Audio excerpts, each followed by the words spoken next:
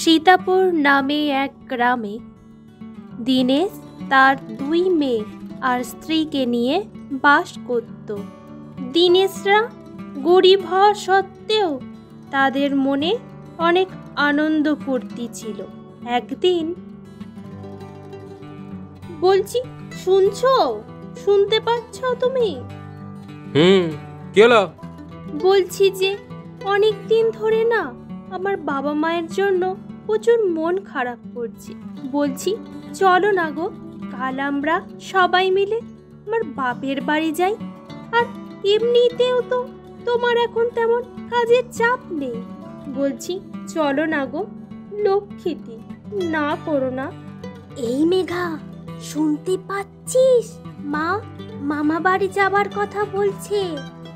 আরে হ্যাঁ রে, আমার তো শুনি যা আনন্দ হচ্ছে না। এই বৃষ্টি, কি রে? বলছি যে আমরা মামার বাড়ি গেলে আমাদের আর কতদিন পড়তে বসতে হবে না, না রে? হ্যাঁ রে, সে তো অবশ্যই। মামার বাড়ি গেলে কেউ আর পড়তে বসে নাকি? ই ম্যাগো, এই তোরা দুজনে ওখানে কি ফুসফুস করছিস? বাবা বাবা, ও বাবা বাবা বাবা, চলো না গো বাবা, আমরা মামার বাড়ি যাই। খুব মন কেমন করছে, আমারও খুব যেতে মন যাচ্ছে। ঠিক আছে, তবে কাল কি আমরা যাব? হ্যাঁ গো, বাপের বাড়ি তো যাবে, কিন্তু তোমার বাপের বাড়িতে যে দরজাল বৌদিটা আছে।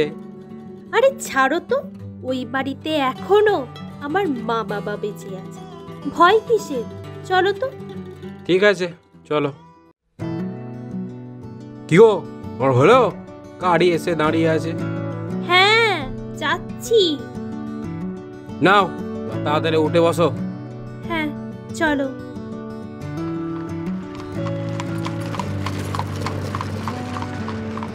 আমরা কতদিন পর মামার বাড়ি যাচ্ছি। ইয়ে, কি আনন্দ! ইয়ে!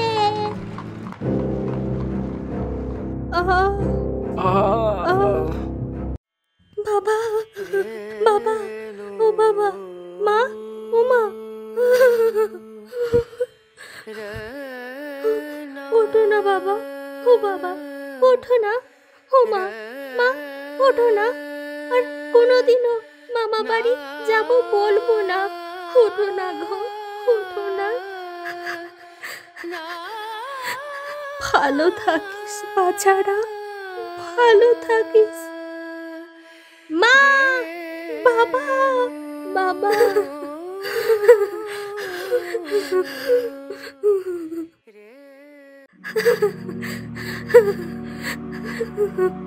কাঁদিস না মা, কাঁদিস না। তোরা কাঁদলে যে তোদের মা বাবার আত্মা কষ্ট পাবে। মা, বাবা, তোমরা কোথায় চলে গেলে? এখন আমরা কার কাছে থাকবো? কোথায় যাবি বলতে? তোরা এ বাড়িতেই থাকবি আমাদের সাথে। হ্যাঁ, তোরা আজ থেকে এই বাড়িতেই থাকবি। মোলো যা, শখটা দেখো না একবার বড় বুড়ি। এই যে আপনাদিকে অনেক কষ্টে গেলানো হচ্ছে, আমি আর এই দুটোকে গেলাতে পারবো না। নিজেরা তো সংসারে 2 পয়সা দেবার নামগন্ধ নেই, আবার এই দুটো মেয়ের ঝামেলা নিতে হবে? না না না, এটা কি আপনার কোনো দানশালা মনে হয়? যে আসবে তাকেই ঠাঁই দিতে হবে? বৌমা, কি বৌমা? অনেক সহ্য করেছি, আর সহ্য করতে পারবো না। যদি এদিকে এই বাড়িতে রাখতেই হয়, তাহলে দুজনকে বলুন এই বাড়ির সব কাজ করে দিতে। আমার স্বামীর অনেক কষ্টের রোজগার, আমি এমনিতেই এ বাড়িতে কাউকেই বসে বসে গেলাতে পারবো না। ঠিক আছে, তাই করে দেব, কিন্তু আমাদের এ বাড়ি থেকে তাড়িয়ে দিও না। তারপর থেকে মেঘা বাড়ির সব কাজ করত, আর বৃষ্টি রান্না করত। তাদের মামিমা তাদের দিয়ে প্রচুর কাজ করাতো, আর কাজ করতে না পারলেই তাদেরকে প্রচুর মারত।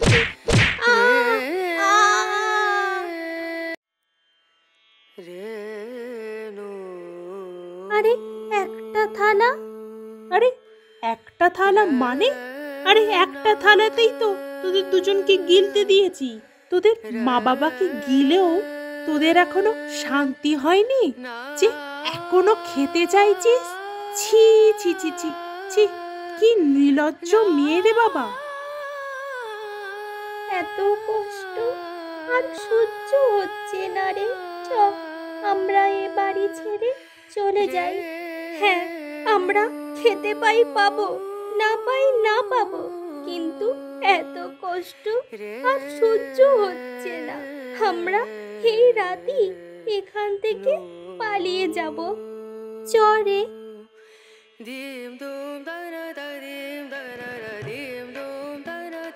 এই মেঘা, আমার খুব ভয় করছে।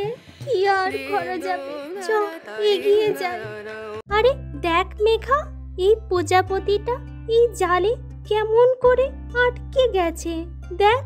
চল আমরা এই প্রজাপতিটাকে জাল থেকে বেরোতে সাহায্য করি। চ।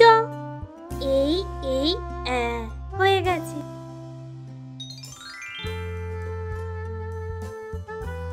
আরে তুমি কে গো? তোমাকে কত সুন্দর দেখতে। আমি এক পরী। আমি উড়তে উড়তে এই জালে আটকে গেছিলাম, আর তোমরা আমাকে বাঁচিয়েছো। বলো না তোমাদের কি চাই? আমি তোমাদের কিছু একটা দিতে চাই। আমাদের মা বাবা নেই, আমাদের জন্য যা ভালো তুমি তাই করো। ঠিক আছে, তোমরা আর দুঃখ করো না। আমি তোমাদিকে জাদুর চুল হবার আশীর্বাদ দিলাম। নাও, এখন থেকে তোমাদের চুল জাদুই চুলে পরিণত হলো। মেঘা, তোমার চুল থেকে টাকা পয়সা গয়না গাটি সব কিছুই পাবে। আর বৃষ্টি, তোমার চুল থেকে নানা রকমের খাবার দাবার পাবে। তোমাদের যা ইচ্ছা তোমরা তোমাদের এই জাদুই চুলের দ্বারা পেতে পারবে। এবার আমি আসি। ধন্যবাদ পরি। তারপর তারা দুই বোনে মিলে গ্রামে গিয়ে অনেক টাকা পয়সা নিয়ে সুখে শান্তিতে থাকতে শুরু করে। আর কোনো খাবার দাবারের অভাব ছিল না। তারা তাদের জাদুই চুল দিয়ে সমস্ত চাহিদা মেটাতে পারত। কিন্তু সেই গ্রামের লোকেরা তাদের এত সুখ শান্তি দেখে সহ্য করতে পারত না। একদিন হলো কি, কিছু চোর এসে তাদের এই নে তাড়াতাড়ি কর, আস্তে করে এবার ওদের চুলটা কেটে নে। হ্যাঁ কর্তা, এবার কাটা হয়ে গেছে, এবার পালিয়ে যাই। এই বৃষ্টি, ওর কি হলো? তোর মাথার চুল নেই। এই মেঘা, তোরও তো মাথায় চুল নেই। কি হলো আমাদের? এবার আমাদের কি হবে? কি এই দেখ বৃষ্টি, চোরগুলো কেমন করে পড়ে আছে দেখ। আরে এই দেখ আমাদের চুল। হে পরি, আমরা এবার কি করব? কেঁদো না গো মেয়েরা, কেঁদো না। দাঁড়াও, তোমাদের চুলগুলো আমি আবার ঠিক করে দিচ্ছি। আর তোমাদের চুলে আবার জাদু শক্তি ফিরে পাবে। আর এই চোরেরা তাদের উপযুক্ত শাস্তি পেয়েছে। যে যেমন কর্ম করবে ঠিক তেমনই সে ফল পাবে।